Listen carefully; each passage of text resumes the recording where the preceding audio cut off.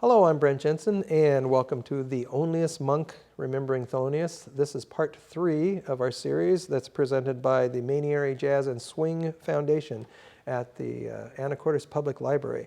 That tune that we just performed for you was a duo version of probably Monk's best-known composition, Around Midnight. And that was Bill Anshel and myself performing that piece for you. It was one of his earliest compositions. A lot of people think he probably wrote it when he was a teenager still, so he had been at least working on it. 1944 is, I think, the first recording that he did of it. It had a couple of Cootie Williams, trumpet player, also took a liking to it and had a version that he did. We didn't do in our version that we just performed for you. There's an introduction that Dizzy Gillespie had written that is typically done with Around Midnight. We did a looser, more kind of impressionistic version of Around Midnight. And there's a little kind of Latin, it's almost like a begin or something like that it goes in. There's a coda little section, which I'm not sure. I haven't gotten far enough in the Monk biography. I'm rereading it again to figure out where that coda section came from.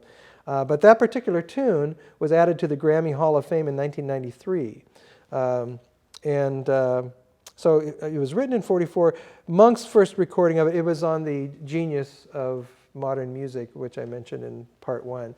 Those sets of recordings that he did early on, that was a large portion of his discography or his repertoire was recorded in those early Blue Note sessions. And some of the tunes, they were very unusual, and I think it took a lot of takes to get through some of those with the musicians that he was working with.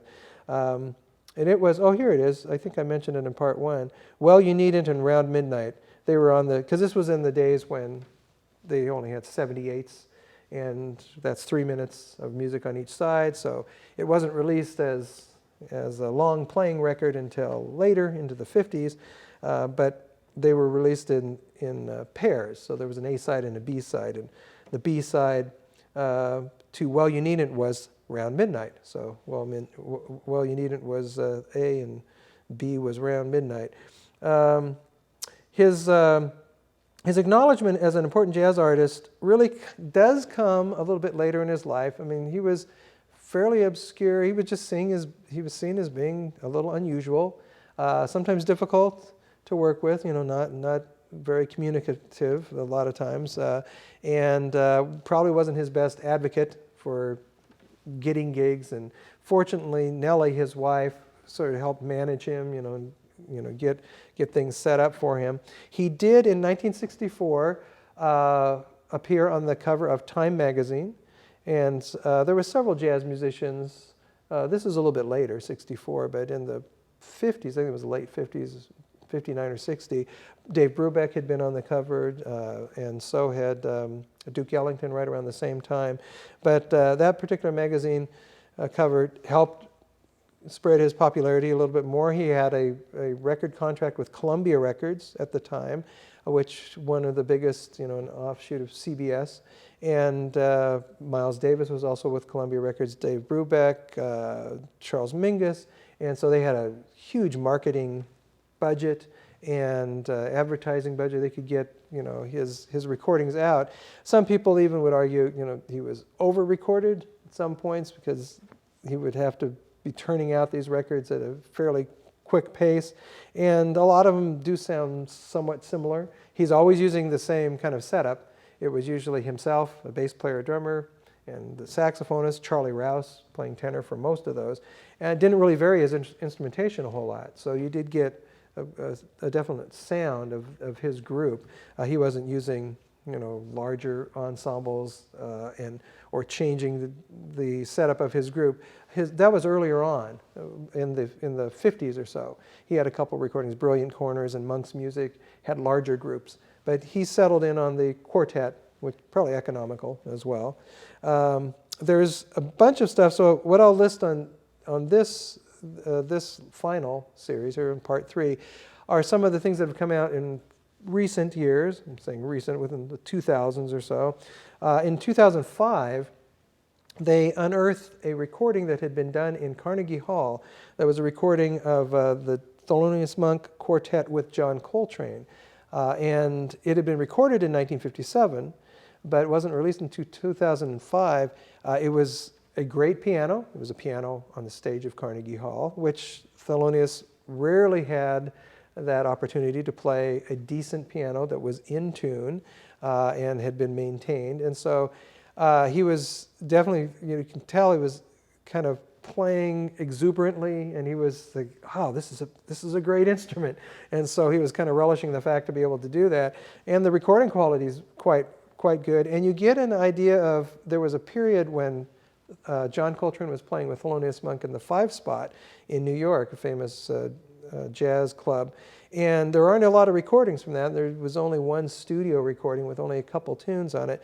And this live recording that came out in 2005 really gave us an idea of, oh, that's what, because there are a lot of firsthand testimonies of, oh, you should have heard Monk and Coltrane playing at the 5-Spot when they were playing, because it was a very short-lived engagement, that because John Coltrane ended up going back with Miles Davis's group.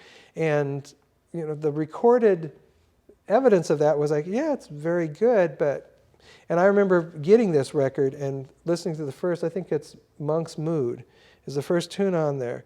And it was, I just put it on, it was a CD, I guess, and I was listening to it, I was like, oh, okay, all right. It was like, I see was this what it was like? And there wasn't any previously recorded material that really gave you the impression of what was going on in that particular group. And so this is a must-have recording if you're checking out Thelonious Monk's music, and especially his work with John Coltrane. It was that live at the Carnegie Hall. So very fortunately, somebody stumbled onto those tapes and released them back then. There's also, interesting enough, there's a guy named Chris Roshka. I think I'm pronouncing his name correctly. He's written a couple children's books, and he wrote one called Mysterious Thelonious. He's also written one, I remember my daughter had it, and now my granddaughter has it. Charlie Parker Played Bebop. He's got these two different big, kids' books, really nicely illustrated. And this particular one is about Mysterious Thelonious, about Thelonious Monk by Chris Roshka. It was written in 1997. And so that one's, if you've got young kids, grandkids, or whatever, you can kind of introduce them to the music. There's actually a whole series. There's a lot. Ella Fitzgerald, I think, maybe Dizzy Gillespie too. Definitely Louis Armstrong. There's a lot of kids' books that have been written about jazz musicians in recent years, but I thought this one was worth mentioning since we're talking about Monk. And then more recently, this is real recently, 2018, there's a graphic novel, which is the, is the nice way of saying it's the comic book, the graphic novel. So there's a graphic novel that just came out just recently, within the last couple months, on Charlie Parker, kind of his centennial, would have been his 100th year. But this one was in 2018, called Monk, Thelonious, Pannonica, and the Friendship Behind a Musical Revolution. So they talk a lot about Thelonious Monk and Pannonica, de Koningswarder. I'm always butchering that last name, I think. Nika, everybody just called her Nika. That's a lot easier. But she was the jazz baroness that I mentioned in part 2. And this graphic novel kind of explores their unique relationship. I mean, toward the end, as Monk was having some health issues and stuff, he ended up staying with her quite a bit in her, I think she had a place in, I think it was, it might have been New Jersey. I can't remember. It was not in New York, probably. It was outside of New York. But all of those, things are worth checking out. There's a lot of material, again, on Thelonious Monk. And it was our pleasure to play for you. We're actually going to close with Monkstone Theocracy. Again, this is a group led by drummer Greg Williamson. Features Chris Seimer on bass, Bill Anschel again on piano, myself on saxophone. And we're doing one of Bill's arrangements of a Monk tune called Monk's Dream.